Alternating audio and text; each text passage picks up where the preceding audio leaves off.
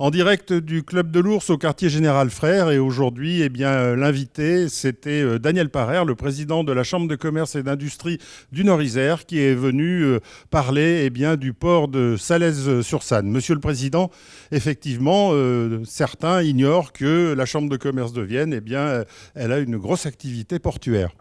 Alors, on a une belle activité portuaire. Première sur le Rhône, ensuite, après, bien sûr, Édouard Herriot. Alors, petit rectificatif, c'est le port de Vienne Sud, Salaise-Sablon. Voilà, ça on y tient. Ce port traite, cette année, nous allons faire 960 000 tonnes. On est près du million de tonnes. Quand on sait que le Rhône fait 5 millions de tonnes, nous faisons 20% du trafic du Rhône. Alors, ce tonnage concerne quelles grandes activités ? Alors, du vrac, bien sûr, des broyats de pneus à destination du Maroc, du bois à destination du Maghreb aussi, et puis les céréales, bien sûr, qui sont une des principales activités du port. Voilà, ce port emploie combien de personnes ? 17 agents spécialisés sur le port. Et vous avez des perspectives de développement ? Alors bien sûr, nous espérons encore nous développer. Nous avons encore de la place puisque nous avons une réserve foncière de 3 hectares à aménager et que nous souhaitons bien sûr déménager dans le cadre d'un développement du port.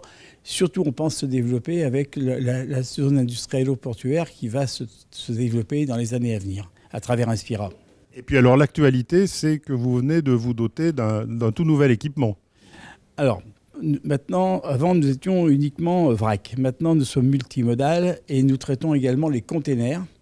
Et nous avons non pas acheté un portique, mais ce qu'on appelle un barge handler, qui est un engin sur roue.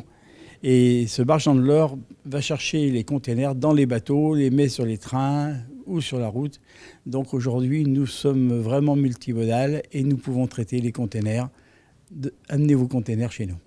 Voilà, et puis à l'heure où justement les budgets des chambres de commerce et d'industrie sont plus contraints, comme cela a été souligné ce matin, c'est une bouffée d'oxygène peut-être pour une chambre que d'avoir une activité comme ce port. De toute façon, aujourd'hui, les chambres qui vont vouloir survivre, ou seulement vivre, vont devoir avoir une partie commerciale forte, puisque la fiscalité, par exemple, chez nous, ne représente que 40%.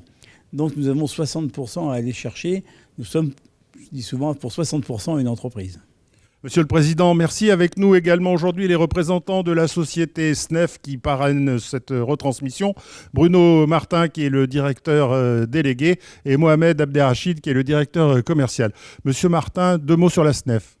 Donc la SNEF est un groupe indépendant avec des capitaux 100% français, avec 20% de son actionnariat salarié.